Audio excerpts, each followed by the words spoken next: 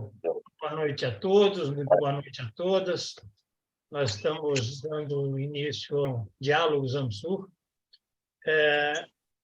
E hoje, como não podia deixar de ser, nós vamos abordar o processo todo brasileiro que ocorreu a partir do dia 8, né? O próprio dia 8 e a partir do dia 8. Nós vamos ter conosco dois personagens, duas pessoas que já estiveram conosco em outras oportunidades, o Manuel Domingos Neto e o Gilberto Maringoni. O Manuel Domingos lançou um livro há bem pouco tempo, é uma coletânea de artigos baseado enfrentando o tema do Projeto Nação, que é um projeto desenvolvido pelos militares, muito com a lógica da continuidade do processo político que vinha se desdobrando com o Bolsonaro, chamado Comentários a um Delírio Militarista. O Gilberto Maringoni é um dos articulistas desse livro. O Manuel Domingos é um estudioso, talvez um dos mais importantes estudiosos atualmente da questão militar no Brasil.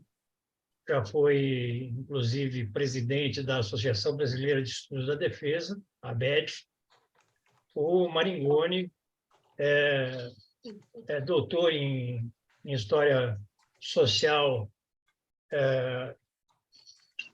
pela Faculdade de Filosofia, Ciências e Letras da Universidade de São Paulo, é professor da Federal do ABC, na área de Relações Internacionais, e é hoje um grande estudioso também do processo político recente brasileiro. Nós vivemos, no dia 8, um episódio que é inédito na história do Brasil, mas que é culminância de um processo que tem início há algum tempo já no Brasil. E não só no Brasil, né? A extrema-direita vem se firmando no mundo. Aí o episódio brasileiro tem um pouco o que ver, dialoga com o que está acontecendo no mundo. Então, nós vamos hoje contar com essas duas colaborações. Eu vou pedir para fazer a abertura dos trabalhos ao Vicente Trevas, que é presidente do Instituto AMSUR. Antes disso, eu vou solicitar a todas as pessoas que nos assistem pelo YouTube que se inscrevam em nosso canal e que também deem o like, né, para que a gente amplifique a assistência ao nosso canal Instituto AMSUR. Então, eu vou pedir para o Vicente fazer as honras da casa. Vicente, com você, por favor. Obrigado, Granado. Muito boa noite a todas e todos, né?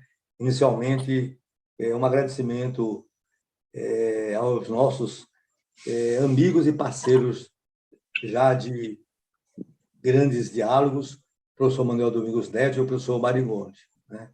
Eu acho que hoje essa nossa iniciativa é mais uma das milhares de iniciativas que estão ocorrendo pelo país afora, e não só aqui no nosso país, tentando entender e compreender todos os significados, né, e os desdobramentos do dia 8 de dezembro, que até depois peço uma sugestão aos nossos expositores e aos nossos diálogos, como é que a gente poderia, você entende, até nominá-lo, né? Eu aqui fiz um ensaio, mas não estou satisfeito, seria o bote da serpente, né? É uma expressão muito regional, o bote da serpente. Mas, de toda maneira, nós temos dois grandes desafios. Primeiro, é entender, e por informações e por análise, né, todo o processo que levou a esta tentativa de um golpe fracassado, né? E, claro, está na mídia, está no debate público, quem são os seus organizadores, os seus formuladores, os seus financiadores e os seus operadores aí, né? Mas eu acho que há também um desdobramento no sentido de que esse dia 8, esse bote da serpente, ele colocou na cena pública agendas que não poderão mais ser contornadas e as forças políticas e governamentais, institucionais, não podem tergiversar a respeito, né? E, portanto, a questão dos militares na vida política nacional, a questão dessa nova extrema-direita, de caráter, inspiração e métodos fascistas, e as ameaças, né, às instituições da República e da democracia. Então, essas são agendas irrenunciáveis, né, onde todos, pessoas, instituições, movimentos, partidos, terão de se posicionar e tirar as consequências, né? Do nosso ponto de vista, do nosso instituto, né, eu vou colocar três questões assim aos nossos expositores, independentemente da análise que nós estamos aguardando com muita ansiedade das suas considerações, né? Um primeiro que não dá para não tomar decisões que reposicione as Forças Armadas na estrutura da presidência da República, na estrutura e nas funções da presidência da República, né? Isso significa, do nosso ponto de vista, que teríamos de reposicionar a presença das Forças Armadas na presidência da República, recriando um gabinete militar com funções de assistência ao presidente em assuntos militares, né? E também na condição do presidente como comandante em chefe. Esse é um primeiro ponto. Segundo ponto, transferir para comando civil as competências, estruturas e agências responsáveis pela segurança das instituições, pela segurança institucional. E nós achamos até que, para sinalizar a mudança nominal, né, extinguir o GSI e recompondo com as competências, exceto aquelas referentes às questões militares, estabelecida pela lei atual, né?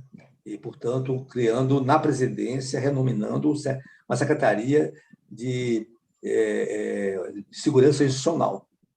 E sob esse secretário de comando civil estariam todas as agências de inteligência do Estado brasileiro, com exceção da inteligência militar, que podemos discutir, né?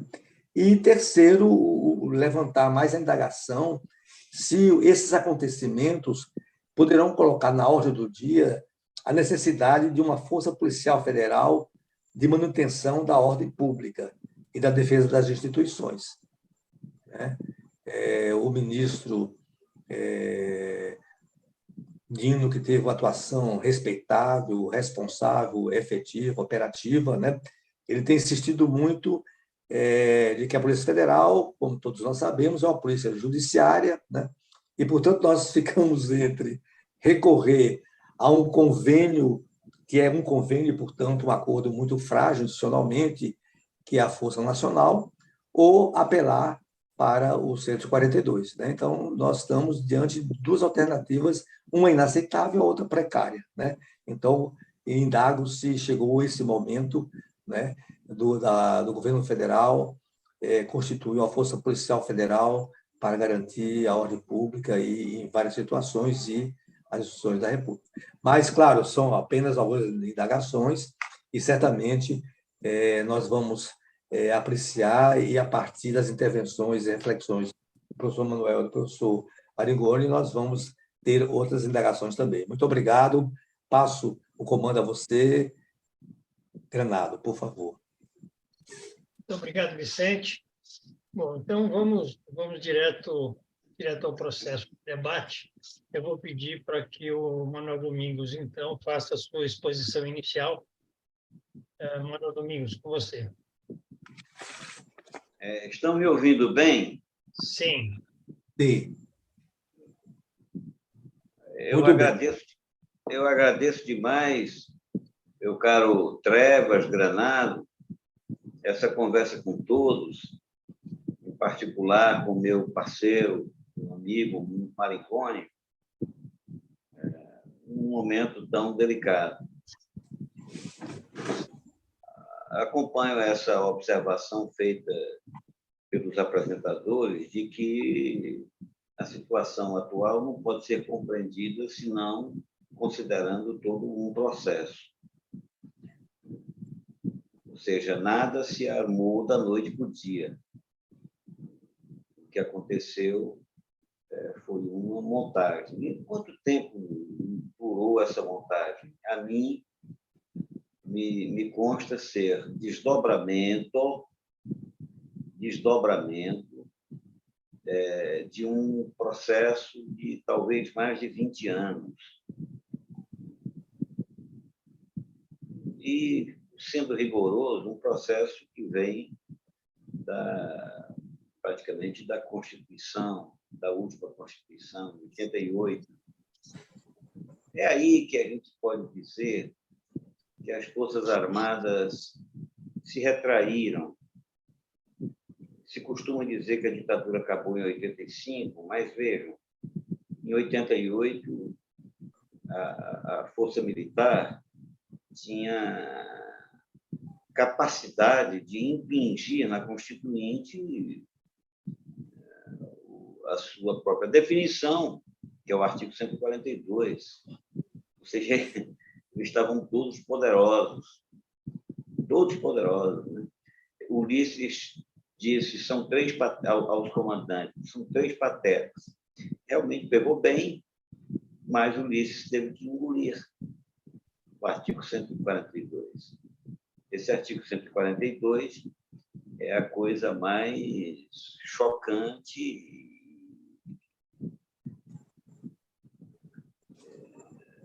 conceitualmente incorreta. Primeiro, os militares servem para defender a pátria, as Forças Armadas servem. Já é isso. O que é isso? Eu não sirvo, vocês não servem, nós não servimos, a universidade não serve, a polícia não serve, ninguém serve, só as Forças Armadas. Começa por aí. E o que é mesmo a pátria? A pátria é o Estado, é a sociedade, é o Estado Nacional, que é diferente de Estado e que é diferente de nação. É uma vaguidão conceitual que seja qualquer interpretação. Então, é isso. Houve uma retração, saúda-se a criação do Ministério da Defesa pelo Fernando Henrique, mas eu sou reticente nessa saudação, porque não foi um ministério para valer, isso não constitui. Ainda hoje esse ministério nunca se credenciou. Digamos que foi um passo não concluído, sabe? Não houve capacidade. O ministério pressupõe-se. O que é o ministério? O ministério é um órgão executivo do vencedor nas urnas. É isso, né? O ministério é isso, um braço executivo de poder ou da força que sufragada. O ministério não é representante de categorias. No entanto, o Ministério da Defesa sempre foi tido como representante, o ministro representa as Forças Armadas. E esse que está aí, o Múcio, foi logo chegando e declarando isso. Outros talvez não declarassem abertamente, mas agiam como tal. Então, o Ministério da Defesa, como é que pode ter ministério sem pessoal especializado? O mínimo que o Fernando Henrique deveria ter feito, e os que lhe seguiram também, era preparar. O Ministério da Saúde tem gente preparada lá, o Ministério da Educação também, entra ministro, sai ministro, tem uma equipe de suporte, ciência e tecnologia, previdência, tudo isso tem, menos o Ministério da Defesa. Quem manda nesse ministério são os militares. Quem sempre mandou. Até porque não me consta que haja capacitação intelectual, profissional no Brasil, bastante para dar conta do problema complexo da defesa em sua transversalidade. A defesa mexe em tudo, né? defesa passa por tudo, passa por ciência e tecnologia, desenvolvimento industrial, políticas sociais, saúde, educação, política externa. A defesa é um complexo. E essa defesa ficou entregue a quem? A quem não entendia de defesa e não podia entender de defesa. A quem, teoricamente, estava destinado ao combate. Quem se prepara para o combate não pode entender de uma política tão ampla, tão complexa. Não pode. Isso é rigorosamente incompatível. Portanto, não tivemos controle sobre a defesa, que é, para mim, nenhum presidente da República, desde 89, dedicou-se efetivamente à defesa do Brasil. Isso ficou entregue às corporações. Virou assunto castrense. É difícil, às vezes, eu inicio o martelo, mas é muito difícil, às vezes, as pessoas compreenderem que negócios militares são negócios militares, lidam com corporações, dizem respeito à forma de organização das corporações. E política de defesa é uma coisa absolutamente mais abrangente. Digamos que se a defesa seja um livro e os negócios militares sejam um capítulo. Esse entendimento elementar, entendimento básico, não parece fluir, não parece penetrar em quem pensa os militares. Ou em quem pensa defesa. Os militares brasileiros, há uma, digamos assim, uma fragilidade tão grande de conhecimento que volta e meia, agora que todo mundo se põe a falar e dizer que como não deve ser, aí vem aquele rol de coisas insustentáveis. Por exemplo, o militante da esquerda que diz, todo valente, não pode haver anistia. Foi um erro ter havido anistia. E dava para ser de outra forma. Né? Em 1979, havia condições de uma outra saída, havia possibilidade de culpabilizar os torturadores sob o governo do general Figueiredo. Para nós é uma valentia, no tanto. Outros chegam e dizem é necessário mudar os currículos. Sinceramente, quem é que vai conseguir mudar currículo de escola militar? Sabe? É como se não tivesse nada para dizer, aí diz uma coisa dessa. Há diversas outras propostas, por exemplo, deveria ter feito como fulano de tal fez, que demitiu um bocado de general, cortou a cúpula. Meu Deus do céu. Parece que as pessoas não pensam muito nas consequências do que dizem. Não tem o que dizer. Sinceramente, o comando da defesa, a orientação da defesa, ela é dada pela chefia de Estado. Nenhum chefe de Estado chegou para dizer qual é a defesa que o Brasil necessita. Nunca houve isso. Nem o Lula. Sempre menospreza a matéria. Há um ano atrás, eu me dirigi ao Lula pedindo: vamos estudar, forme um grupo discreto. Se não estudar, se não dominar as questões, não vai dar certo. A presidência da República, a chefia do Estado ficará refém. Não vai se saber o que fazer. Na hora da transição, o homem terminou sendo eleito, e na hora da transição, foi a única matéria não discutida. É como se tivesse transitado já. É uma transição que já estava transitando. Ou seja, ao nomear Múcio, ele simplesmente, eu acho que ele se inspirou, como naquela ocasião que ele nomeou o Zé Alencar. Está aí um abacaxi, vamos botar um cara que não arma bronca, não arma confusão, não arma barraco, procura apaziguar tudo. Mas tem certas coisas das quais não se pode fugir. A força política que deu o tom da crise brasileira nos últimos anos, que inclusive escolheu o último presidente da República, foi o Exército. Então, não dá para brincar com isso, tem que analisar, né, o que aconteceu, sabe? Tem que analisar as coisas como elas são. As nossas Forças Armadas se apresentam como sendo Forças Armadas da sociedade, braço forte, mão amiga. É o braço de quem mesmo? Quem é esse braço? Braço forte de quem? É do Estado ou da sociedade? A meu ver, é braço do Estado. E Estado não é sociedade. Nem sociedade é Estado. A confusão é proposital. Lança-se a ideia de pátria para armar o barraco, armar a confusão, para enganar. Acerca disso, eu escrevi um ensaio. Essa matéria me ocupa há muitos anos. Há muitos anos me preocupa essa história do estudo conceitual da nação.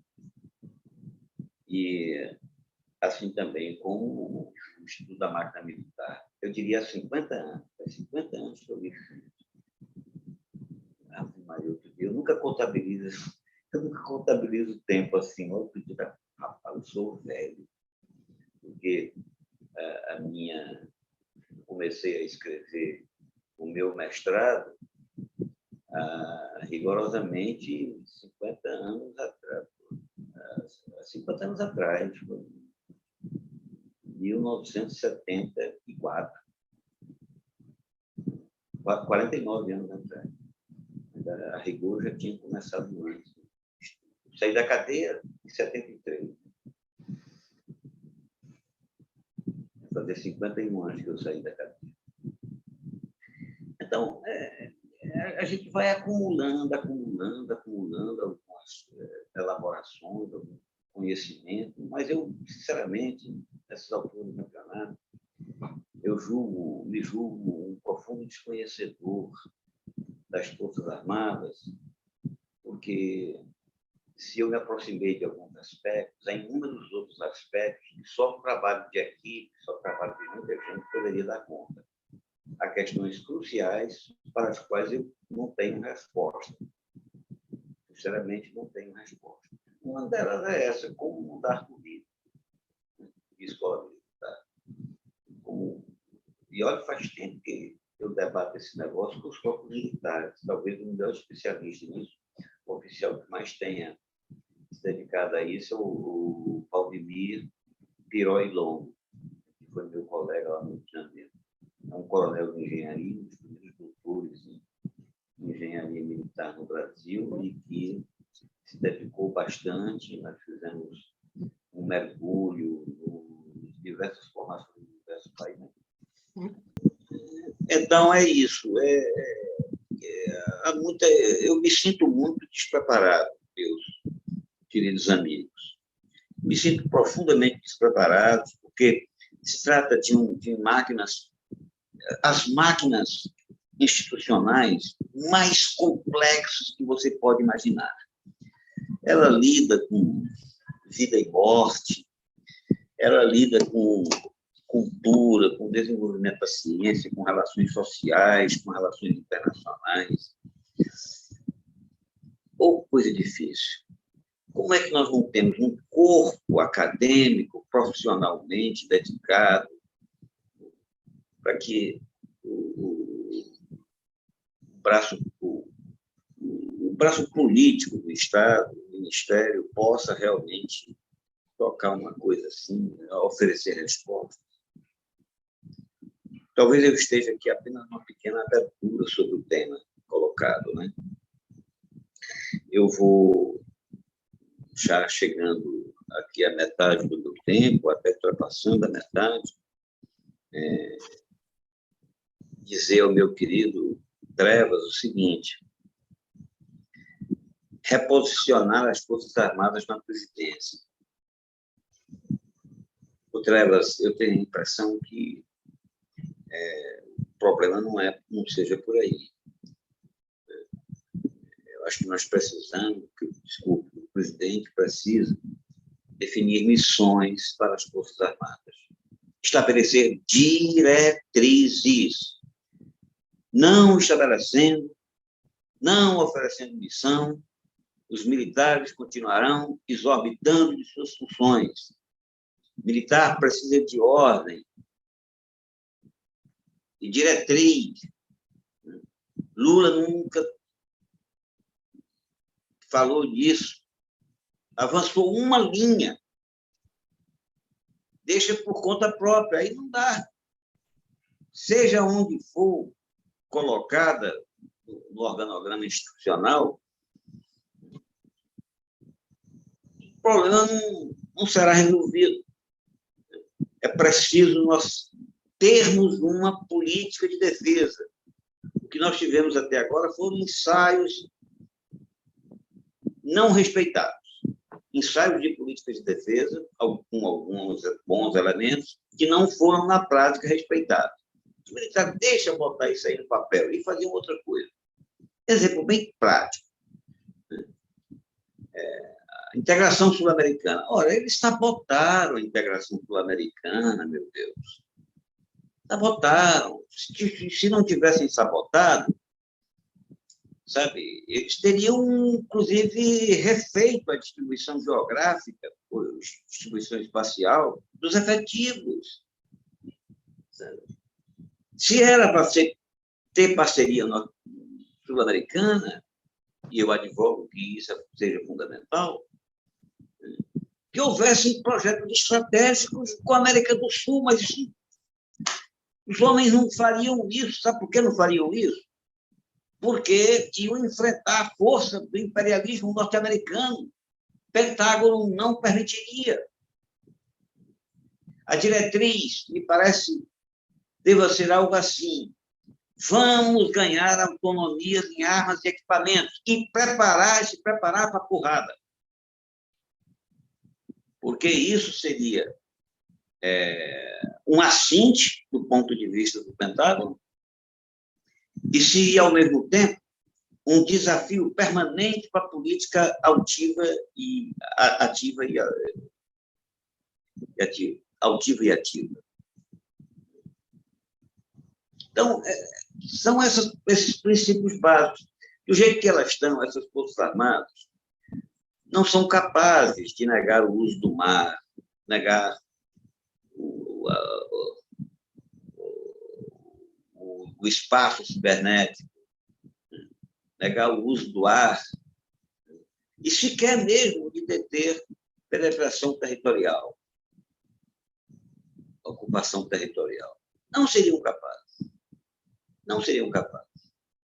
Nós estamos mais ou menos como estávamos em 1940, com os americanos, em 42, quando os americanos precisaram estabelecer cabeça de ponte no Nordeste para chegar até a África, e o Estado brasileiro não podia negar.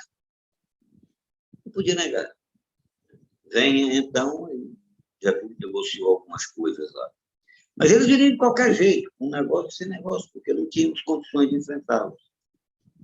Hoje é a mesma coisa. Se a coisa degringolar na Europa e eles precisarem de ocupar pontos estratégicos do Brasil, eles ocuparão e nós não podemos negar. A não ser negar com guerrilha. Mas para guerrilha não precisa gastar tanto quanto se gasta com manutenção de uma força dessa. Enfim, resumindo sobre essa primeira questão, Trevas, o reposicionamento pode ser importante, mas me parece que seria a posteriori. A questão principal é o que fazer com as Forças Armadas. Eu acho, sabe, Trevas, que o Lula ainda não compreendeu, está longe de captar por que os militares não gostam dele. E ele fica meio indignado, porque ele não gosta dele. Na cadeia, eu lembro bem de uma frase, meu Deus do céu, como o Lula ainda não captou um homem tão inteligente, sensível. Ele disse, eu quero conversar com os militares porque eu dei tudo que eles queriam. Meu Deus, como é que se diz isso? Quem dá, não comanda.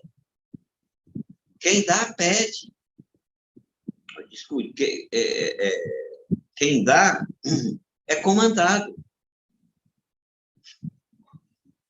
E, por acaso, o que eles pediram era o correto, Lula?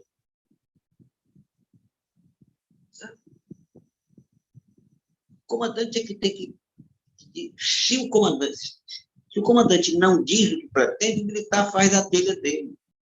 Aí vem, inclusive, com pantomima, sabe, com ilusões. Uma das coisas mais ridículas que existe na propaganda oficial brasileira são aquelas canoinhas, aqueles vídeos da propaganda das Forças Armadas, os caras, umas canoinhas, se engrando rios, assim, portando fuzil. Que coisa ridícula. Aquilo não defende nada. Aquilo não defende coisa alguma. Aquilo é coisa para policial, sabe? Policial de fronteira. Aquilo é coisa, sabe? A Amazônia está inteiramente em defesa. Depois o Trevas se refere a transferir para o Comando Civil a segurança institucional. Aí, nisso, meus caros amigos, eu tenho defendido que a reforma nos assuntos militares ela passa pela criação de diversas instituições. Não criadas essas instituições, diversos instrumentos de força, não criar, o Exército persistirá em turbulência identitária. Ele não sabe se é policial, não sabe se é militar, não sabe se é assistente social, não sabe se é empresa de construção civil, sabe? Ele faz de um tudo e não cuida do que tem que fazer, que é o enfrentamento com o estrangeiro hostil. Assim penso eu. No que diz respeito a essas instituições, nós precisamos de vigilância de fronteira, uma polícia de fronteira. Polícia de fronteira terrestre. Nós precisamos de uma polícia de fronteira, sabe? Uma polícia de fronteira. O Exército é muito caro para ficar vigiando fronteiras, sabe?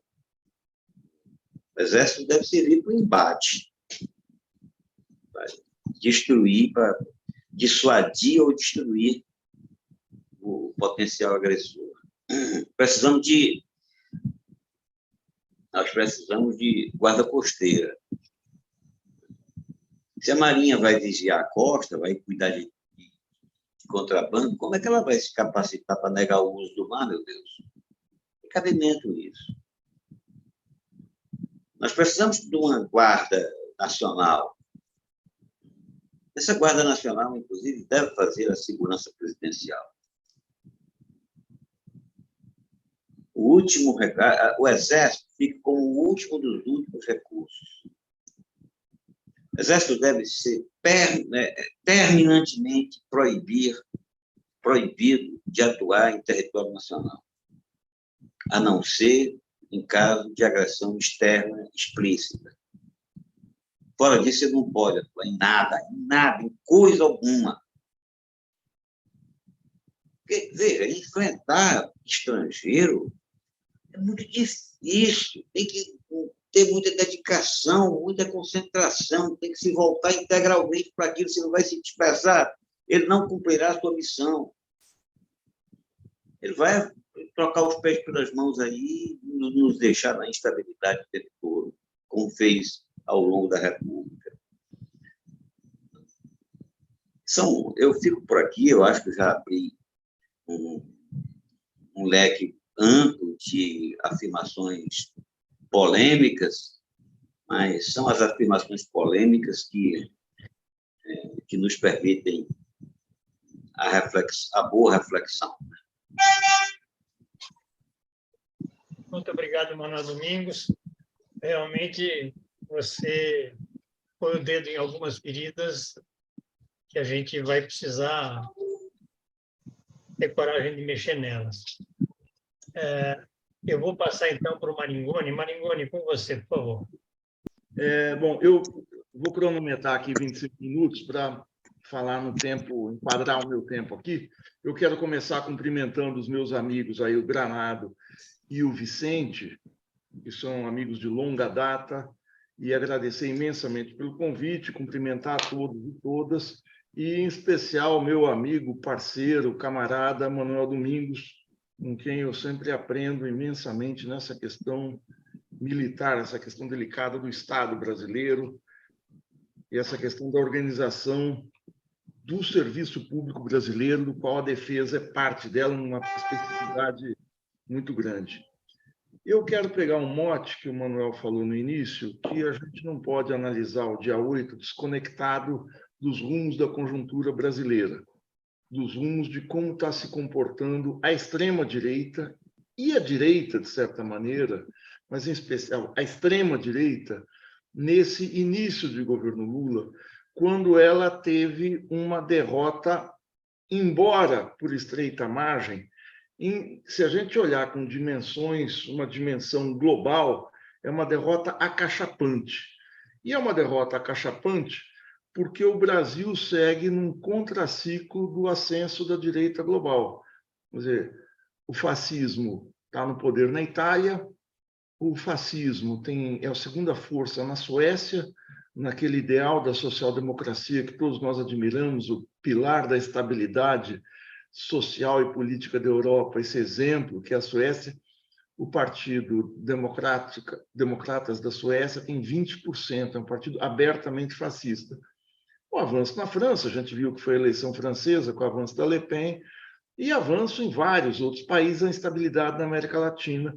E eu acho que a gente tem que ter esse olhar para ver, em especial, uma notícia que, embora fosse pedra cantada, que a gente tivesse todo mundo mais ou menos esperando, que eu vi agora, antes de entrar aqui na live, a destituição do Josué Gomes da Silva da presidência da Fiesp, numa trama armada pelo Paulo Scaff, parceiro de Bolsonaro, organizador do golpe contra Dilma. Ele tira da presidência da principal entidade dos industriais brasileiros, uma indústria combalida, uma indústria que hoje tem uma participação ínfima no PIB, em torno de 10%, 11%, mas que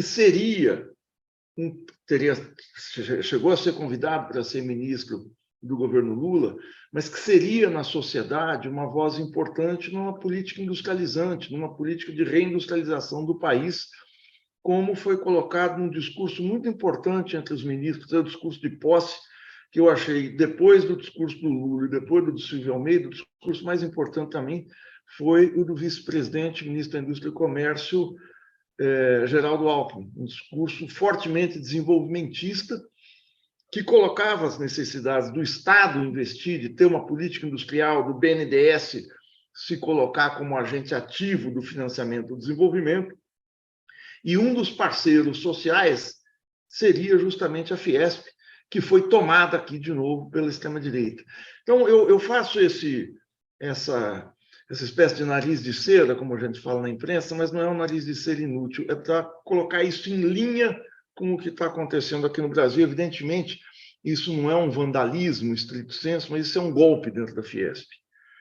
E se torna importante nesse início de governo, quando o governo Lula procura ter como eu disse, repetindo, reiterando, um projeto desenvolvimentista e reindustrializante. Eu quero olhar também, como diz o Manuel, pegando aí o raciocínio dele, que é corretíssimo, o dia 8 é parte de um processo. O dia 8 ele é ensaiado em 7 de setembro, ele é ensaiado no 12 de dezembro, no dia da Mazorca, em Brasília, no dia da diplomação do presidente Lula. Ele é ensaiado no exílio de fancaria do Bolsonaro nos Estados Unidos, e ele é fruto dos mais de 70 dias de acampamentos nas portas dos quartéis, cujos comandantes incentivaram, como fala minha filha, botaram pilha nessa gente, pilharam os manifestantes, a ponto de uma denúncia que saiu ontem. O comandante do Exército em Manaus não só deu abrigo, proteção, mas recebeu, se reuniu com esses golpistas, mostrando uma ligação muito estreita com o setor entre o alto comando militar, o alto comando em especial do Exército. Eu não preciso me alongar aqui, o Manuel já falou, quer dizer, o que é o Exército Brasileiro como instituição hoje, como ele está bichado pelo fascismo, pela extrema-direita, e como isso se expressa no dia 8. Eu estou com muita dúvida, eu vou falar dúvida mesmo, em dizer que o dia 8 foi uma tentativa de golpe de Estado, como se isso fosse uma totalidade em si, como se isso fosse, como é que a gente podia dizer, um ato completo. Quer dizer, tentou-se um golpe de Estado, o golpe de Estado deu errado. Como a gente aprendeu a olhar o governo Bolsonaro, em que as ações do governo desafiavam a nossa lógica cartesiana de análise política, quer dizer, a gente não viu o Bolsonaro, por exemplo, tentar disputar a hegemonia política na sociedade, que qualquer militante de esquerda, seja da esquerda cristã, seja da esquerda social-democrata, sejam os comunistas, sejam os trotskistas, nós todos fomos beber no Gramsci, especialmente, mas a maneira de você conquistar o poder, de você galvanizar a opinião pública, é você disputar a hegemonia. O Bolsonaro não fazia isso. O Bolsonaro consolidava uma base de extrema-direita, acelerada, violenta, consolidava algo que parecia os embriões e se formar aqui, se a gente pode fazer um paralelo histórico, com as SA, com as tropas de assalto, com aqueles vândalos do final dos anos 20 na Alemanha. E essa consolidação, coisa que ele fazia, seja em discurso no cercadinho, seja nas suas intervenções aqui dentro, seja nos discursos da ONU, era fortalecer o seu pessoal, desafiando essa lógica e sempre procurando, 2 vezes por semana, ou fazer uma declaração escandalosa, ou fazer uma motociata convocando golpe, ou fazer uma atuação chamando todos para a porta de quartel, fazendo comício com o general da ativa, como fez no Rio de Janeiro, numa tática que foi definida já como shock and awe, choque e pavor. Você permanentemente você vai batendo na sociedade, você vai insistindo com choques sucessivos para desgastar, para desnortear o inimigo, até que o inimigo possa ser abatido, enfraquecido, sem uma tática coerente, ele consegue ser derrotado. Por que eu digo que o dia 8 eu tenho dúvida se foi se existia ali uma tática, uma estratégia, um projeto de tomada do poder? Porque depois do dia 8, e planejado antes do dia 8, a gente teve, hoje está segunda-feira, dia 16, nós tivemos, entre o domingo 8 e hoje, 7 ataques a torres de transmissão de energia em pelo menos 3 estados, Paraná, São Paulo e Rondônia. Não à toa, 3 estados em que o Bolsonaro teve vitórias, e principalmente Paraná e Rondônia, acachapante, uma vitória muito grande. Esse tipo de... nenhuma delas, ainda bem, conseguiu ter êxito de interromper o fornecimento de energia para os estados. Mas pensem vocês, você arrasar com uma torre de transmissão, depois com uma adutora de água, você impedir o fornecimento de energia ou de saneamento numa cidade, num estado, numa região expressiva, é você permanentemente ir chocando a sociedade e intimidando o inimigo, e empurrando o inimigo para o canto. Então, eu não falo do dia 8 que não foi uma tentativa de golpe, não é isso. É que ele faz parte de uma tentativa de golpe em processo, em constante processo. Por que eu digo isso? Porque o raciocínio que vem logo em seguida é o seguinte: olha, foi uma tentativa de golpe e nós fomos vitoriosos. Foi uma tentativa de golpe e ela foi derrotada. Eu tenho sérias dúvidas se ela foi derrotada Ela foi derrotada taticamente. A movimentação tática ali, você prendeu o sujeito que quebrou o relógio do Dom José, você prende o cara que depredou, que esfaqueou a tela do Portinari, você bota em cana a vovó lá, que parecia inocente, que tem uma série de esqueletos no armário na sua folha, mas não é isso, mas você prende a raia miúda. Você prende aquela base social do fascismo que o Wilhelm Reich falava já em 1943, lá no Psicologia de Massas do Fascismo.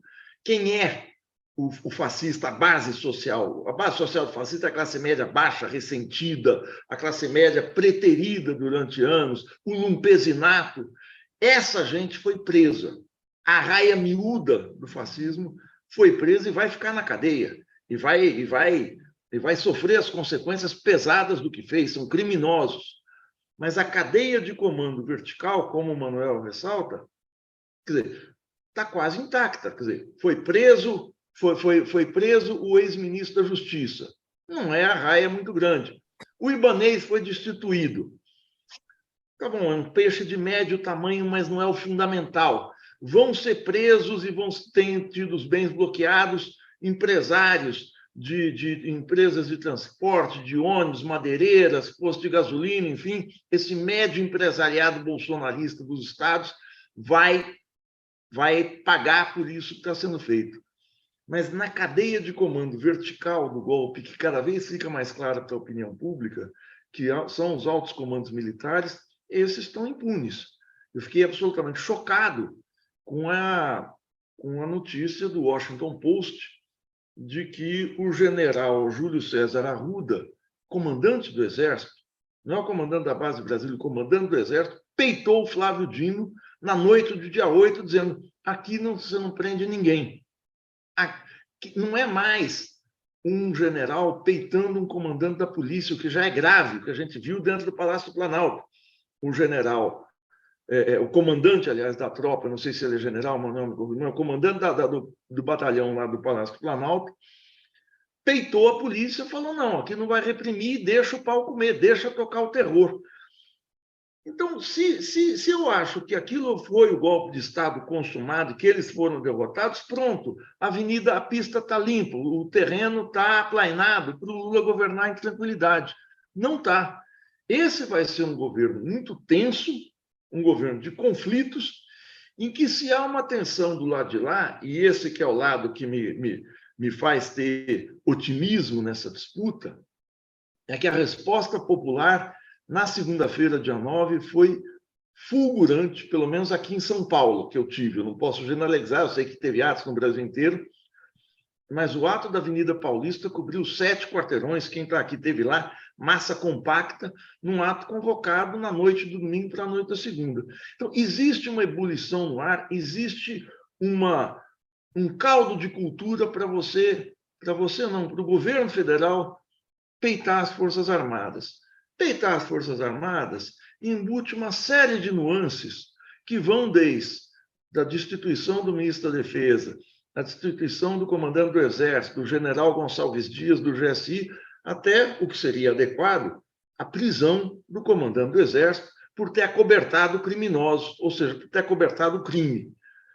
A mudança do currículo das escolas, outras medidas, existe uma nuance.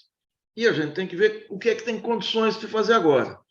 A única coisa que não se pode fazer é passar a mão na cabeça dos comandantes militares nessa situação em que eles estão na defensiva e, embora estejam muito arrogantes intramuros, não vem, chefe militar não vem a público, não tem que vir, mas eles vieram até 8 de novembro, aí naquela nota dos 3 comandantes militares. Não vem a público, mas não vem a público o Múcio.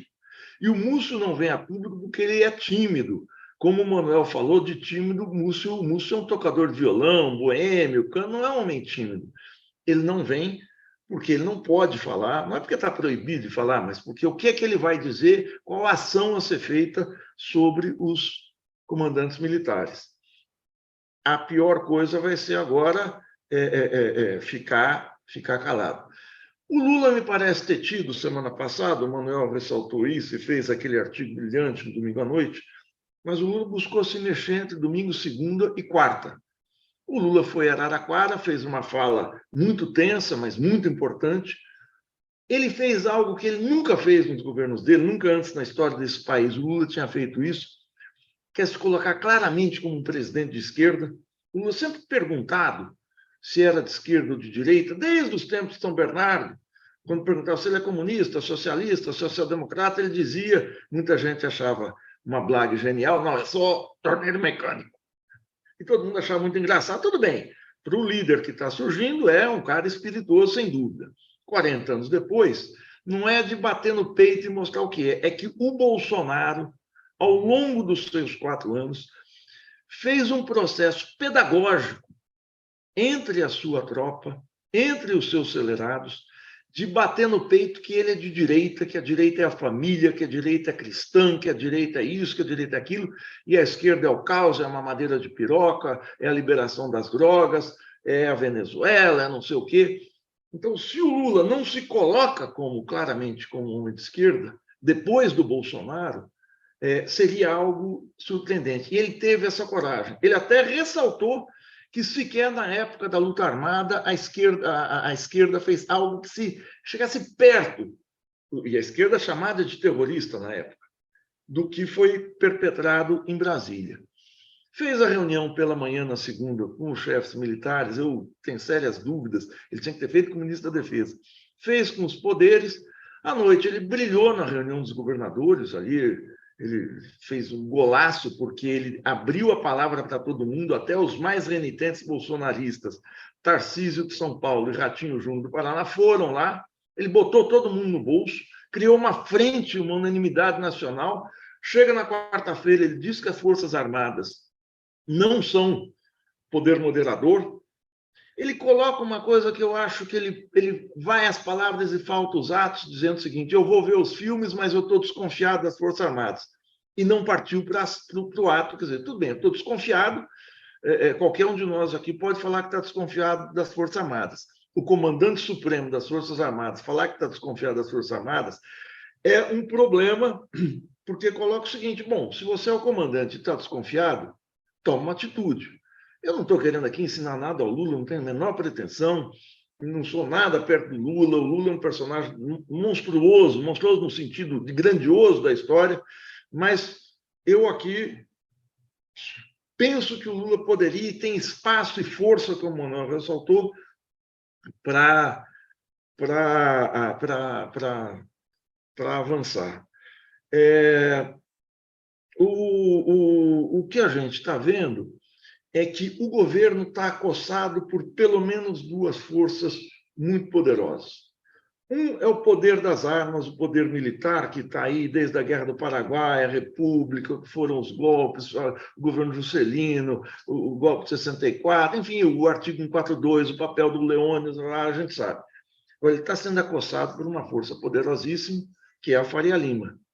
É a Faria Lima que está indo em cima e empurrando o Haddad para tentar fazer um ajuste fiscal sério, absolutamente desnecessário, para tentar fazer com que o Haddad faça um governo de restrição de investimento, de manutenção da situação de absoluta crise que a gente está, e de tentar, embora o Lula tenha conseguido, com uma habilidade muito grande, furar o teto de gastos para conseguir concretizar o auxílio emergencial já no início do ano, toda a contenção é para evitar o governo que eles chamam de gastão e o governo que a gente fala é o desenvolvimentismo. Por quê? Porque, além de ir para cima, de punir com todas as nuances, que tem que ver no concreto o que é possível fazer, mas a destituição do ministro da Defesa é um passo inevitável, e dos 2 comandantes, do GSI e do Exército, é fazer com que o governo Lula dê certo do ponto de vista das camadas populares. Dá certo do ponto de vista das camadas populares é a população sentir que mudou. Esse sentir que mudou, quer dizer, não basta o Lula voltar a falar que está do lado dos pobres e tal, se, por exemplo, o salário mínimo não vai ser reajustado porque não tem 7 bilhões para dar um aumento de R$18 no salário mínimo. Repetindo o que aconteceu em 2013, não é só pelos R$18, é pela direção do desenvolvimento que você quer dar. Quero pegar um exemplo vizinho aqui nosso, o Gabriel Boric. O Boric toma posse, se não me engano, em final de fevereiro, começo de março do ano passado. O Boric toma posse e a série de promessas de campanha que ele tinha demandam e demandavam iniciativas legislativas. Reversão da privatização das APFs, das AFPs, das caixas de pensão privadas, baixar o preço da passagem de transporte público, aumento do salário mínimo, enfim, eram todas medidas que demandam uma lenta e burocrática, muitas vezes, mas o jogo de forças legislativo que nem sempre acompanha a urgência do tempo político das ruas. O Boric, que assume com uma alta aprovação, uma campanha duríssima contra a extrema-direita, o José Antônio Casti, no final de 2021, não consegue ter uma iniciativa que as pessoas se sintam governadas, se sintam que a lojinha está sob nova administração. Ele só vai tomar uma iniciativa de dar um auxílio emergencial no final de julho, ou seja, 4 meses depois, quando a popularidade dele já caiu para 56% de ruim e péssimo. Quer dizer, quando desaba a popularidade, e isso vai freando a ação dele, que culmina na derrota da Constituinte em 4 de outubro. O Lula não pode, e o Lula tem muito mais experiência que o Boric, para começar, ele tem o dobro da idade do Boric, não estou chamando o Lula de idoso, não é isso, mas ele tem o que o Boric tem de idade, o Lula tem de vida política, aliás, tem mais vida política do que o Boric de idade, e o Lula já percebeu, eu tenho que dar auxílio emergencial, tenho que dar o Bolsa Família agora. O cidadão tem que sentir que a situação mudou agora. Eu tenho que baixar o preço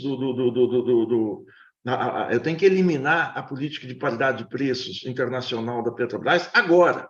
Eu não vou conseguir manter o subsídio do petróleo, que é uma medida demagógica e predatória para as finanças estaduais, porque impacta diretamente o ICMS, indefinidamente. Ou seja, para manter os acionistas da Petrobras com seus lucros pantagruélicos no mercado de ações de Nova York, eu não vou arrebentar as finanças estaduais. Então, se ele está acossado pelas Forças Armadas de um lado, ele está acossado pela Faria Lima do outro. A frente contra os militares... Qual é a briga a ser escolhida? Tudo bem, eu vou dizer as duas, mas as duas em graus diversos. Por quê? Porque a aliança possível de ser feita para enfrentar o golpismo militar é muito mais ampla do que a aliança contra a Faria Lima. Por exemplo, na aliança contra o golpismo, a gente tem uma parcela da direita, a gente tem o Jornal Nacional, tem a Globo News, parcela da imprensa, ela é muito mais simpática a setores mais amplos, ela sensibiliza mais gente. A frente contra a Faria Lima, evidentemente, é mais restrita. Contra essa frente está a própria Globo, está os próprios articulistas dos jornais que estão contra o golpe.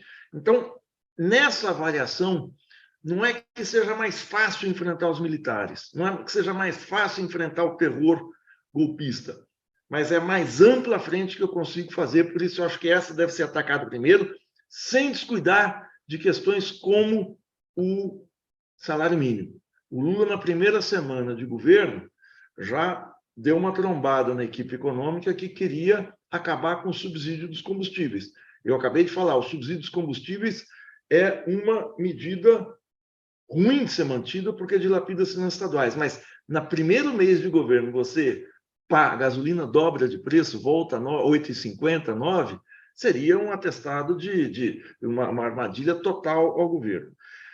No enfrentamento do setor militar, o Lula teve dois tentos importantíssimos. Ele foi contra a sugestão do Múcio de decretar GLO em Brasília e falou explicitamente, quer dizer, você botar um general no comando e aí vocês vão ver o que é golpe, e ele não permitiu uma iniciativa do Boric, que estranhamente foi secundada pelo que eu acho, depois do Lula, o melhor quadro político que surgiu na América Latina nesses tempos, que é o Gustavo Petro da Colômbia, de levar o debate sobre o golpe no Brasil para a OEA. O Lula sentiu o cheiro, sabe o que é a OEA, sabe o papel que a OEA tem na oposição à Venezuela, em sacramentar o golpe na Bolívia, sabe que aquilo é o que o Fidel falava, o Ministério das Colônias, e falou, opa, na OEA nós não vamos entrar nessa cumbuca. Muito habilmente, muito habilmente. Agora, o enfrentamento aqui dentro é que é um enfrentamento forte a ser feito. Se a gente for pensar no isolamento, o que os golpistas ganharam, eu acho que eles cometeram um erro tático gravíssimo em Brasília. Porque eles liberaram aquela malta deles, o gado, o lumpesinato, para destruir os três poderes.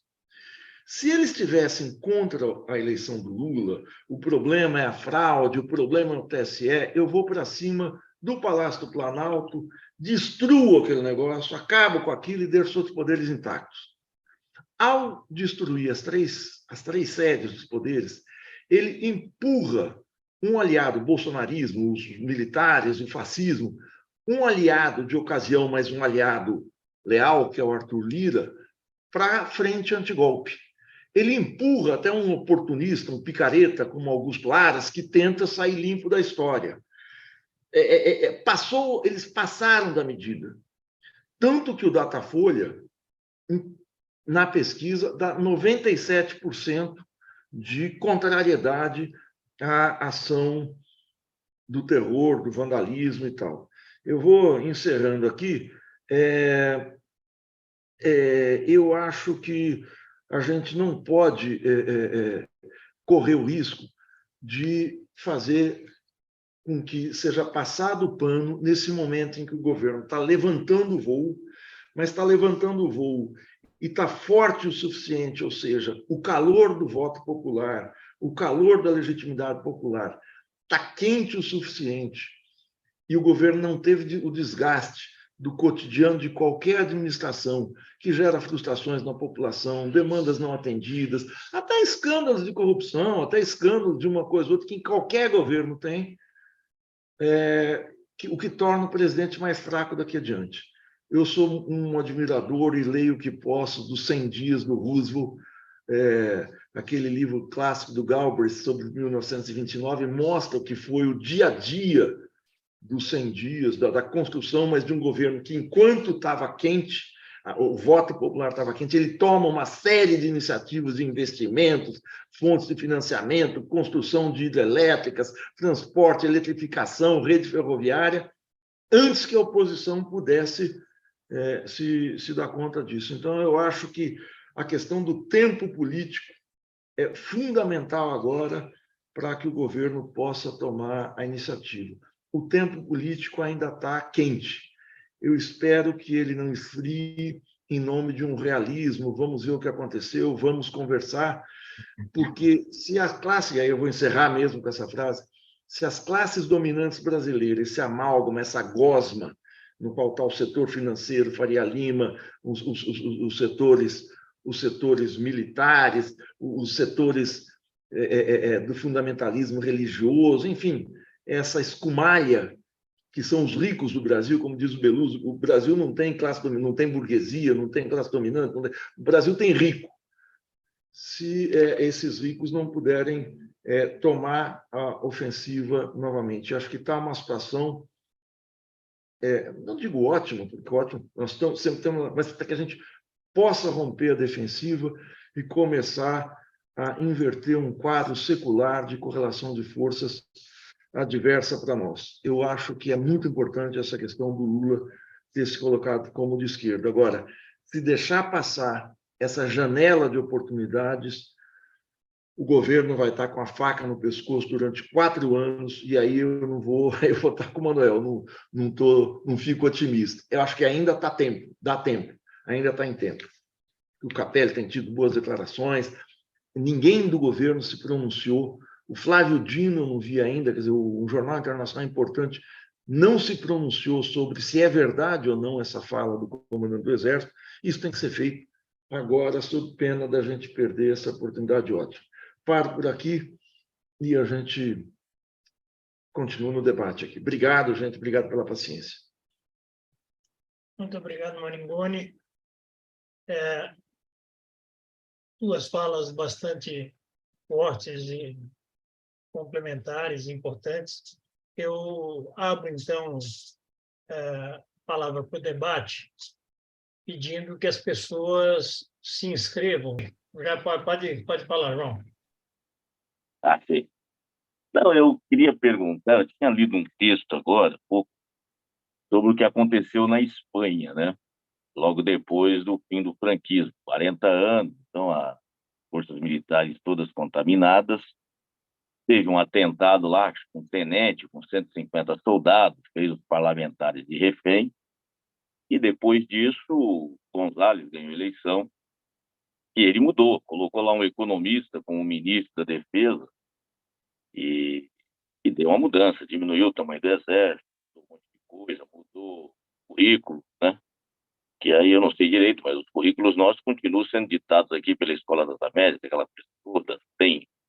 Aliás, os caras não têm nem curiosidade de conhecer os outros currículos, né? Os outros estilos de exército, outras histórias, né? Sempre aqui dependente do Império do Norte, né? Então, assim, eu também acho, se tinha informação na hora que o ministro, esse comandante do exército aí, fez o que fez, deveria ser demitido na hora e ver o que bife que ia dar, né? Já que é golpe, vamos por tudo ou nada, né? Eu acredito nisso, que o golpe continua, as redes deles estão infernais, eles continuam mentindo, inventando história, e a gente conhece pessoas, eu tenho pessoas que são próximas, já deixei até de seguir, porque enlouquecidos já, uma lavagem cerebral, tipo aquela que aconteceu naquele filme A Onda, o TFL, que as pessoas ficam enlouquecidas, e eles não enxergam mais nada, é uma horda aí que segue o cara de qualquer jeito, né? Então, a preocupação é essa, né? O exército no Brasil, os militares sempre foram golpistas, né? Eu acabei de comprar um livro aqui que é o, como é que fala? O Soldado Absoluto, né? Parece que conta um pouco a história do golpe do Celino, que tentavam demitir o comandante, o ministro da guerra, e ficou naquele enrolo, mas eu não li ainda, eu vou ler. Então, é um pouco disso, né? Então, imaginar um pouco as consequências do que poderia ser, mas se baseando um pouco nessa experiência espanhola, né? Só um comentário em cima. Obrigado, João. Newton, por favor. Liga seu microfone. Queria ver dos palestrantes, assim, em linhas gerais, como poderia ser, a partir dessa situação nossa, um processo sociopolítico que influenciasse e transformasse as Forças Armadas numas Forças Armadas nacionalistas de verdade, né? E internacionalistas latino-americanas, vamos dizer assim. Isso sem enfrentamento militar, né? Tem um processo político que a gente possa transformar essas Forças Armadas sem ter que enfrentar elas militarmente? Essa que é a minha grande dúvida. Obrigado, Newton. Ricardo Gutermann, por favor. Boa noite. Depois das intervenções muito instigantes, quero fazer dois comentários para a gente pensar um pouco mais essas questões. Um primeiro é a questão, retomar a questão que o Maringoni está falando sobre o Lula, que acho que simbólica, que ele, de um lado, ele diz, né, que perdeu a confiança nos militares, portanto, o que ele quer dizer com isso? Que vai se opor à tutela, e mais do que isso, teve um pequeno detalhe que me chamou muita atenção, que é a questão do ajudante de ordens. Eu não sabia disso, mas saiu na imprensa de que tem um sujeito militar que acompanha o presidente o tempo todo, inclusive nas reuniões reservadas. E parece que isso vem de uma longa tradição. O que o Lula faz é substituir esse militar por um agente da Polícia Federal, e que trouxe grande desconforto nos comandos militares. Simbolicamente, isso é dizer, eu vou combater a tutela. Eu achei muito significativo e não quero me alongar em relação às coisas que já foram ditas. Mas eu quero fazer um outro comentário, que, de uma certa forma, é uma provocação, mas que acho que tem que começar a pensar nestes termos também. A rigor, as Forças Armadas brasileiras, para que servem, além de terem todos os benefícios, tem um orçamento superior à educação e saúde juntos, conspirarem contra a democracia e combater o inimigo interno. De fato, para que elas servem além disso? E veja, em termos clássicos, deveriam ser uma força dissuasória de inimigos externos. O Brasil tem, de fato, inimigos externos? Teria, que é a questão de defesa das suas riquezas. Mas teve algum movimento dos militares contra a entrega do pré-sal? Muito ao contrário. A visão neoliberal e a visão absolutamente subordinada ao grande irmão de que este é o lugar do Brasil no mundo. Em relação à Amazônia, promoveu o crime organizado na Amazônia e, ao mesmo tempo, tentando retomar a política genocida em relação aos povos originários da década de 70, ao invés de defender a riqueza amazônica. Na verdade, a ideia é a ocupação territorial da Amazônia por meio naquela época, daqueles assentamentos que não tinham qualquer viabilidade, e hoje, por meio do agronegócio predatório, além do garimpeiros ilegais, etc, etc. Então, claro que não é viável você ter um país do tamanho do Brasil e que tem sem forças armadas. Mas eu acho que esta discussão tem que ser feita, não no sentido de simplesmente suprimir as Forças Armadas contra a instituição, mas, e acho que esse é o momento de ouro também, para levantar essa discussão de, a partir dessas constatações, quais as Forças Armadas que a gente precisa ter, e naquilo que o Domingos estava falando muito bem, qual que seria a sua missão de fato, na medida que não temos, aparentemente, inimigos externos, e a defesa daquilo que a gente devia defender absolutamente não passa pela preocupação dos militares. Obrigado. Obrigado, Ricardo. Mais alguém quer se inscrever? Enquanto ninguém se inscreve, eu vou também levantar um pequeno questionamento.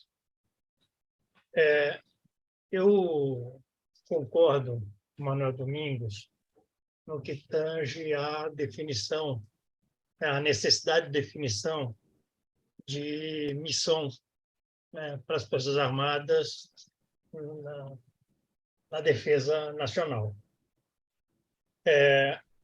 E isso pode ser uma questão que se coloque já sob caracterização do presidente da República como comandante supremo das Forças Armadas.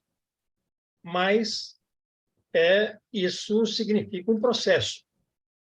Isso não é um ato de força. Isso significa um processo de definição de política de defesa, de mudança em políticas, né, inclusive de produção própria de material militar. Isso significa uma maior clareza sobre os horizontes de ação, né, das Forças Armadas na defesa do território. E aí território não significa defesa quanto a uma possível invasão, né, porque eu concordo com o Ricardo, a gente está relativamente tranquilo na relação com os nossos vizinhos. mas nós abrimos mão de vários elementos de soberania, né? A gente entregou base de Alcântara, a gente desmontou a política ligada ao submarino nuclear, né? A gente não tem nenhuma política de produção de material bélico próprio nossa. Enfim, aí eu perguntaria a ambos, né, como é que vem esse processo, né? Como é que vem essa questão da política de defesa, ou o que são elementos centrais de uma política de defesa que não diz respeito exclusivamente ao papel das Forças Armadas. Defesa nacional é mais amplo do que simplesmente aparelhamento das Forças Armadas. Eu queria que vocês especulassem um pouco sobre a constituição de uma política de defesa e de processo, né? Processo para que essa política de defesa se coloque. Inclusive, porque um elemento central nesse deslocamento das Forças Armadas para uma ação ligada ao tema defesa passa por retirar das Forças Armadas outros papéis que são históricos para ela, né?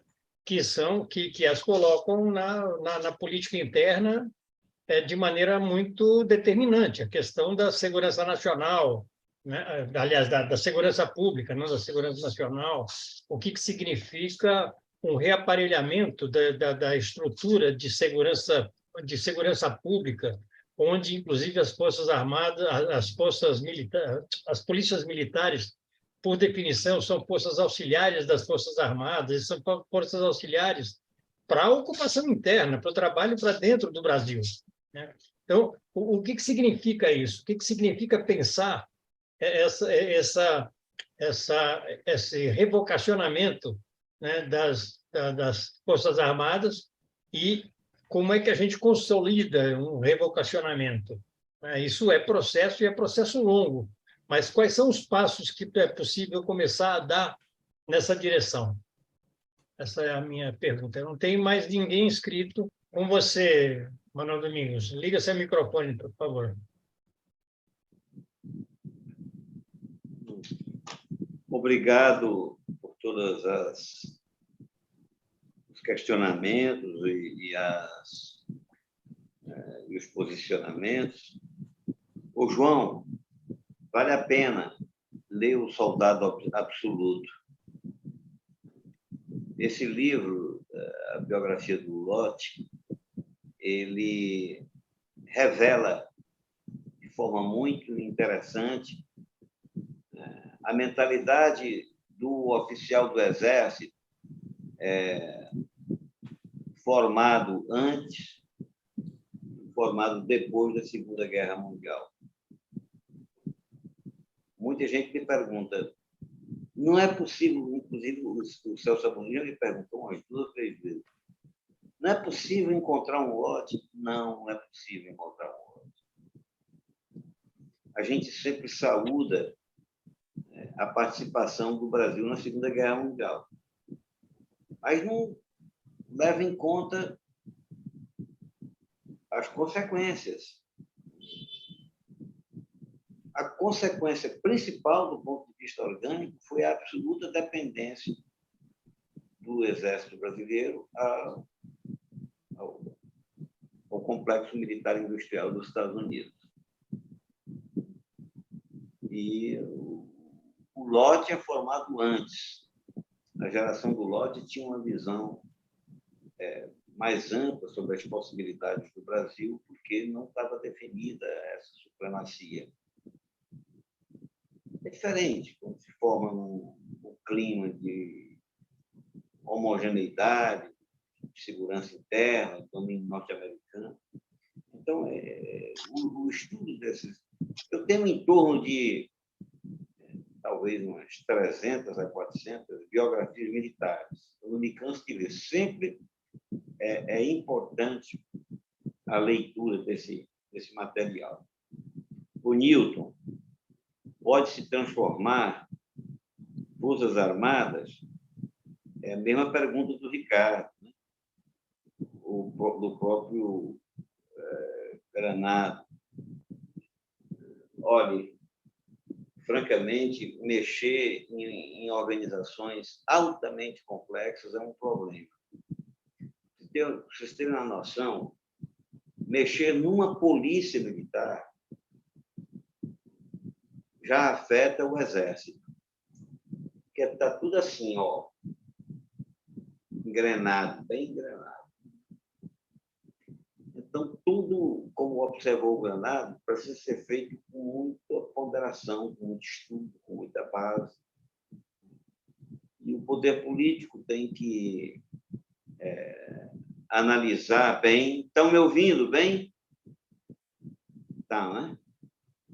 Sim, sim. Ok. O poder político tem que estudar, amadurecer e comunicar a decisão. Comunicar a decisão. Essa é a razão pela qual, há um ano atrás, eu fiquei dizendo Lula constitui logo um grupo de estudo.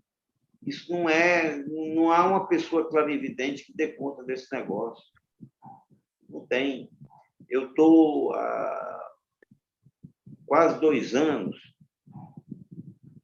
tentando organizar anotações sobre o que fazer com as Forças Armadas, sabe?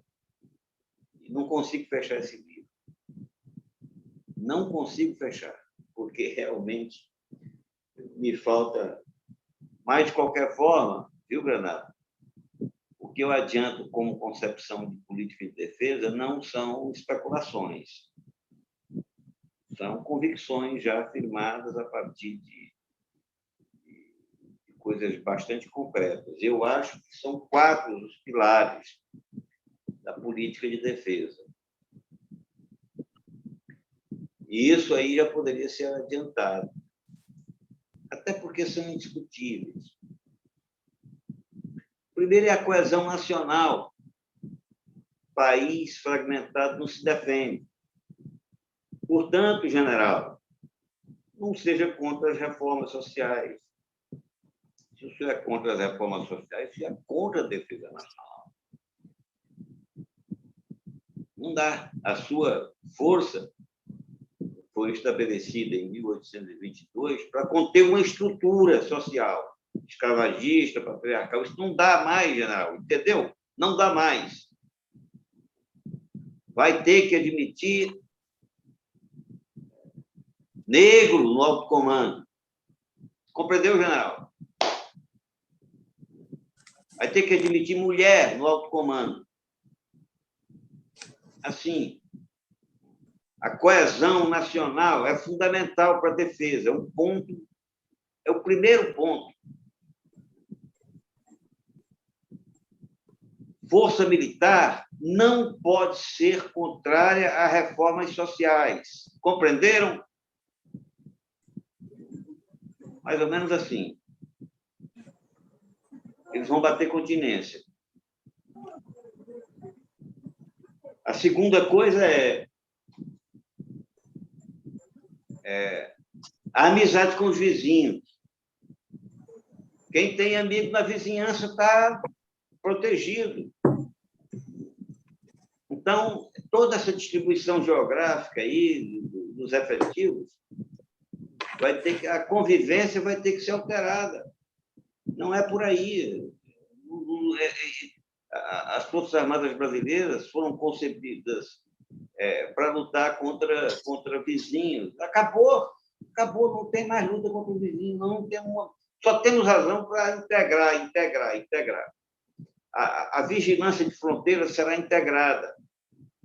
O cordão sanitário também, desenvolvimento, todo o processo de exploração econômica é integrado.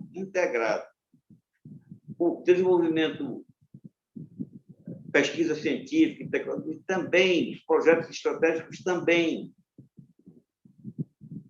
É isso. O terceiro seria o seguinte: o nosso desenvolvimento científico, tecnológico e industrial. Não dá para um país como esse continuar voando com turbinas da Boeing.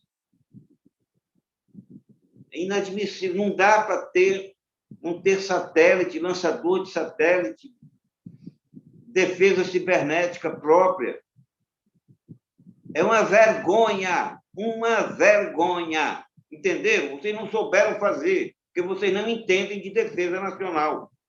Vocês entendem de manter as estruturas sociais arcaicas e entendem também de se colocar sob o manto protetor em matéria de defesa dos Estados Unidos. Nós somos livres para estabelecer alianças outras com a China, com a Rússia, com a Índia, com quem quer que seja. E, sobretudo, aqui, alianças com os nossos vizinhos. São os irmãos de destino. Irmãos de destino. O último ponto são as reformas nas estruturas de força, que eu já me referi aqui. Nós precisamos alterar essas estruturas de força. A Marinha vai pular porque vamos ter uma guarda costeira. Acho que é necessário estudar, argumentar, deliberar e acabou-se. Mudar uma estrutura militar é a coisa mais difícil que pode ter. Particularmente essa aí, que foi assentada já há muito tempo. Mas é possível, sim. Se não der para mudar, vamos para a guerra, né? Como não é o caso de ir para a guerra, viu, Ricardo? Não dá. A gente tem que... Não dá para ir para a guerra. Há diversas coisas a serem feitas. Por exemplo, a redução do número de generais.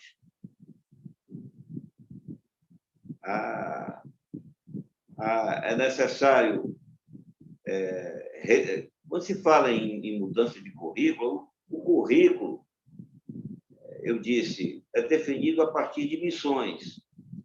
Se a missão deixa de ser o combate ao inimigo interno, ao subversivo, ao esquerdista, ao reformista social, e passa a ser garantir defesa cibernética, nós vamos ter gente formada para defender, para a defesa cibernética. E por aí vai. Essas orientações, elas precisam ser claras. Essa história de ficar tergiversando com o militar, isso é a pior babaquice. Eu perguntei a dezenas e dezenas e dezenas de brigadeiros, almirantes, generais, qual é o melhor ministro da Defesa? Eles respondiam, aquele que não nos aborrece. É a resposta geral. Ou seja, aquele que faz as nossas vontades. Vejam a projeção de poder. Aí eu perguntava também, e esses que se mostram amigos não respeitam? Militar não respeita bajulador. Não respeita. O pessoal que fica puxando o saco, tipo Alvo Rebelo, Jungmann, não sei quem mais, eles não são respeitados. Se o Lula assumisse o comando, começando por demitir quem se omitiu ou então quem facilitou, quem acobertou o vandalismo e o desrespeito aos símbolos da pátria, sabe? Ele ia começar a receber continência de tudo quanto era oficial. Isso é o básico, minha gente. Militar, ele tem a obediência na massa do seu sangue. Ele é condicionado a respeitar a autoridade. Se o Lula não for autoridade, não será respeitado. Aí, Maringoni, eu te digo o seguinte, olha, esse negócio de rejeitar a GLO nas circunstâncias acolá, estava correta, mas não se esqueça, Maringoni, que ele dizer não vou aceitar GLO, a mesma coisa dele dizer eu não comando. Né? Porque se eu comando, eu aplico a GLO, não está na lei, não está na Constituição. Ele faz uma declaração, não comando. Aí o certo, e depois ainda vai dizer isso, tratar disso em conferência de imprensa, em reunião com jornalistas. Agora dizia, não era necessário. Não era necessário que as Forças Armadas praticassem GLO. Eu não tenho, não é por medo de golpe, não. Lula não pode mostrar, nenhum presidente, mostrar medo de golpe. Se há possibilidade de golpe, ele tem que tomar providências, como dizia um amigo nosso. Ele tinha que mandar, não ficar dando recado, não ficar. Ele tinha que desmontar, fazer o que o soldado absoluto fez, o Marechal Lott. Desculpe, aí eu falo demais, né? Muito obrigado, Manuel. Maringoni, com você agora, por favor. Liga seu microfone. Eu tenho a vantagem de falar depois do Manuel, ele já cobriu muito bem quase tudo, mas eu vou pegar alguns pontos aqui.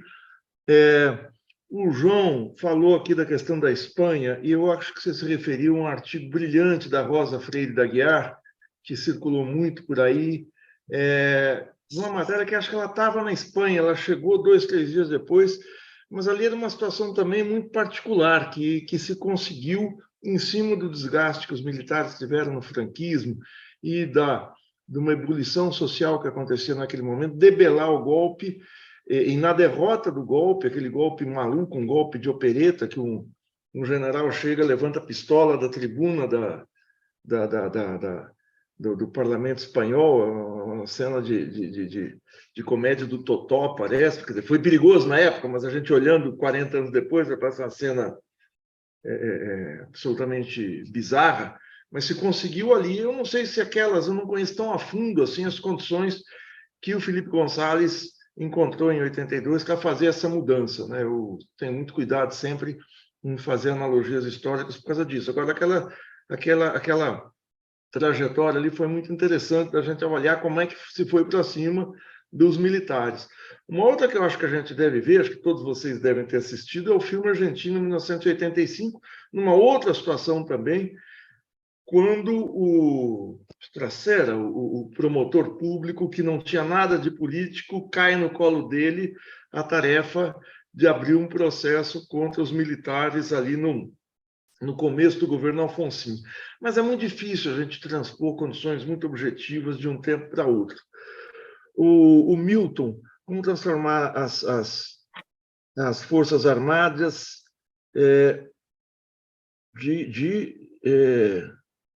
transformar-se as Forças Armadas em Forças Armadas de verdade.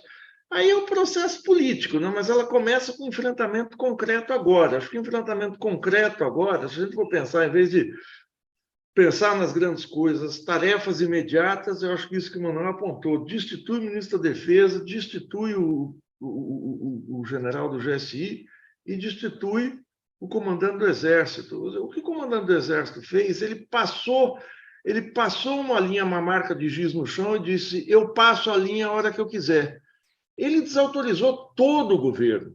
Ele afrontou o poder eleito, ele afrontou 60 milhões de votos, e por isso ele tem que ser peitado. Agora, não existe... Eu gostaria muito de ter um aparelhinho que medisse a correlação de forças, como a gente tem termômetro, odômetro, um correlômetro de forças, assim, que fala só, será que dá para destituir o ministro do Exército?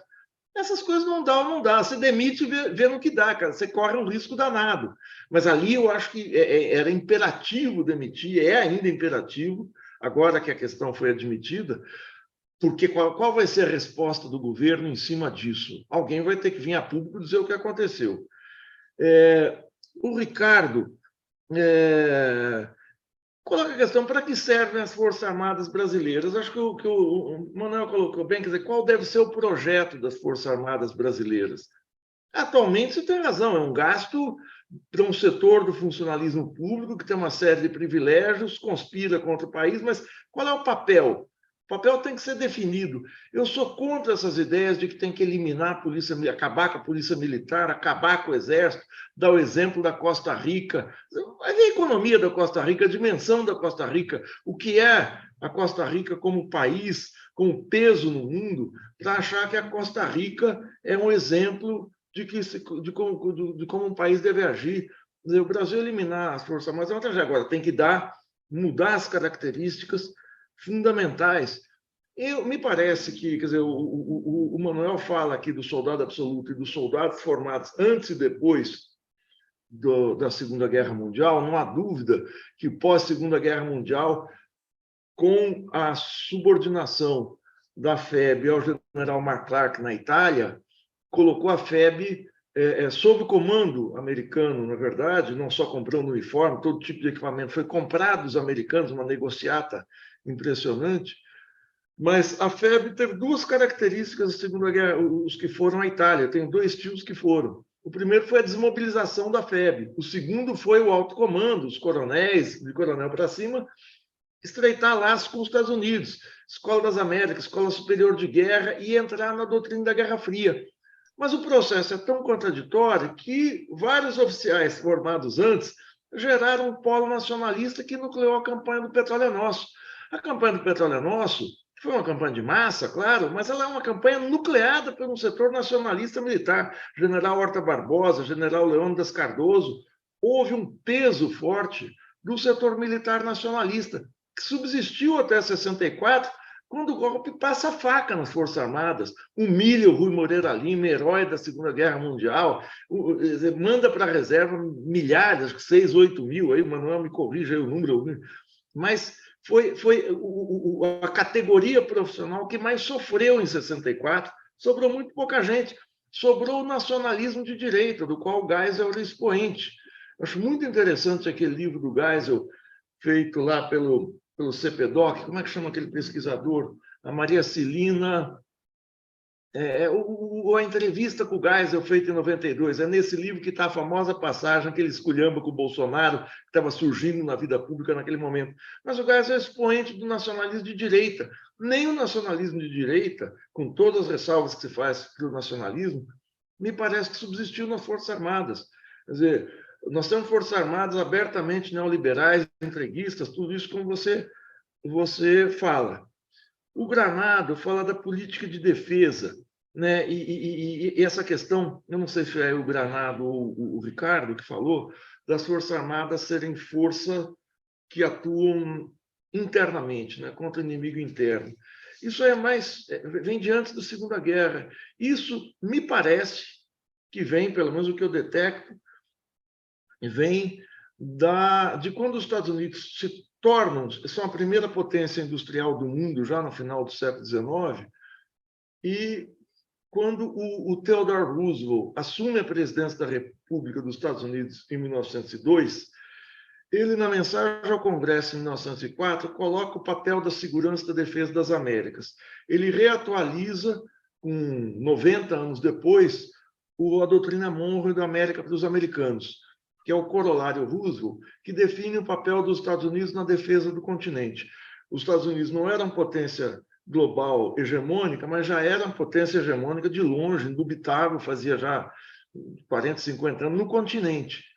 A primeira conferência pan-americana ainda é no final do Império, mas ali o Roosevelt define o seguinte: a defesa do continente, a defesa contra inimigos externos é feita pelas Forças Armadas dos Estados Unidos.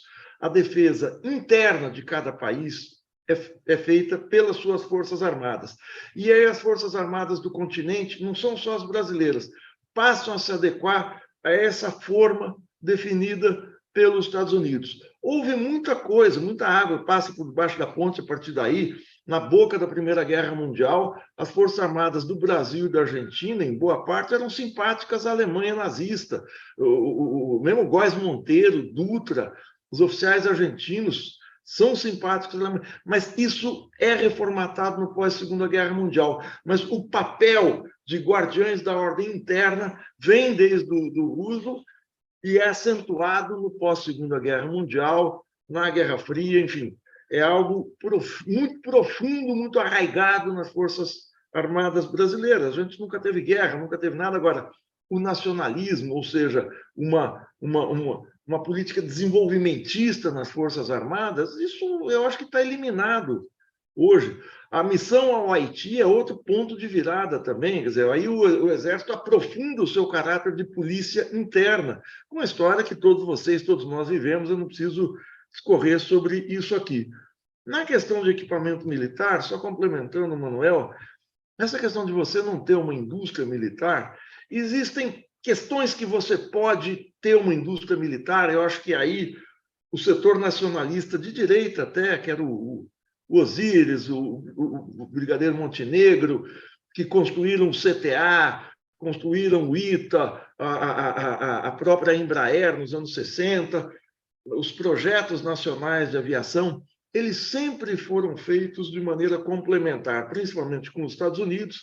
No começo dos anos 80, a Embraer desenvolveu aquele caça MX com a Itália, mas sempre foi joint ventures, mas os projetos de aviões eram muito originais, a ponto do ponto alto da Embraer no setor militar, indubitavelmente o Tucano e o Super Tucano, um caça leve, próprio para patrulha em selva, ou seja, um avião de extrema maniabilidade, um avião que pode voar a baixa velocidade, ou seja, você pode fazer patrulha com esse avião, você pode observar o chão, né, o solo da cabine desse avião com um certo detalhe, a olho nu, e ele pode voar abaixo em situações que um caça supersônico não consegue fazer. Daí o sucesso do Super Tucano, que entrou no mercado super especializado. Tão especializado que o Tucano foi um sucesso em alguns países da América Latina. Em 2004, 2005, o Chaves fez uma encomenda, já no governo Lula, para a compra de 18 Super Tucanos, a Venezuela e a Colômbia. A aviônica, ou seja, grande parte da parte eletrônica do Super Tucano, radar, computador de bordo, uma série de instrumentos do painel, de equipamentos do painel super sofisticado do Super Tucano, são americanos. Os Estados Unidos vetaram. Se vocês quiserem, vocês vendem a carcaça do avião, vocês vendem o que vocês tiverem aí. A parte eletrônica, não. Claro, você não vai vender a casca do avião. Então, essa questão da produção interna, ela embute, além de tudo, alianças externas que você vai fazer. O mundo deve ter, me corrija, Emanuel, acho que 7, 8 ou 9 fábricas de turbina. É muito difícil agora, de pronto, você ter uma fábrica de turbinas de jato no Brasil. Mas você tem alianças internacionais, tem 2 fábricas de turbina na Rússia. A China está construindo agora a China não tem uma fábrica de turbina, está construindo agora, porque é sofisticadíssimo o tipo de tecnologia. Você tem a Boeing, você tem uma série de outros, a Lockheed tem, mas você pode fazer aliança, daí a importância da fusão do projeto de defesa com a política de relações internacionais do Brasil, mas para você comprar turbinas de um fornecedor fora do Ocidente, você vai enfrentar uma pressão pesada do Departamento de Defesa dos Estados Unidos. É claro, quer dizer, em geral, você tem que ter essa autonomia de produção interna, mas essa autonomia de produção interna vai embutir também as relações internacionais que você vai fazer no âmbito da defesa, no âmbito da compra de materiais. Não é à toa que a Venezuela conseguiu aí comprar e furou esse bloqueio. Todo o equipamento militar venezuelano, dos lança-foguetes leves para a defesa antiaérea em terra, para os caças Sukhoi, são todos russos. Eles não compram dos Estados Unidos e eles eram, até o final dos anos 90, clientes preferenciais dos Estados Unidos. Então, essa questão da autonomia da fabricação, da produção de armamento, do uso de armamentos, é fundamental até para o comércio internacional. Os Estados Unidos travaram uma negociação importante. Para a Colômbia não teve problema nessa época, foi 1 ano ou 2 depois, de vender alguns Super Tucanos também. Bom, por fim, eu concordo com o Manuel, essa observação que ele faz da GLO, perfeita. Muito obrigado, gente. Senhores, somos nós que agradecemos muito a você e ao Manuel Domingos. Eu acho que vocês abrem para a gente a importância de aprofundar essas discussões, não apenas conversando o imediato do 8 de janeiro, né? Eu quero agradecer muito a ambos e quero passar para fazer o encerramento dos nossos trabalhos para o Vicente. Vicente, liga seu microfone, por favor. Pois não. Muito obrigado aos nossos parceiros na reflexão estratégica, né? O Manuel e o Mário Duone. E quero dizer o seguinte, que nós saímos aqui com várias agendas a aprofundar, né? E várias questões a elucidar. E, portanto, eu acho que esse diálogo de hoje foi muito importante, né? E um agradecimento também aos participantes. E acho que nós devemos voltar a conversar, né, sobre a festa da Selma, né? Então, portanto, porque é um baile que pode se tornar, se formos lúcidos, o baile da Ilha Fiscal ou não. Então, muito obrigado a todos vocês e uma boa noite.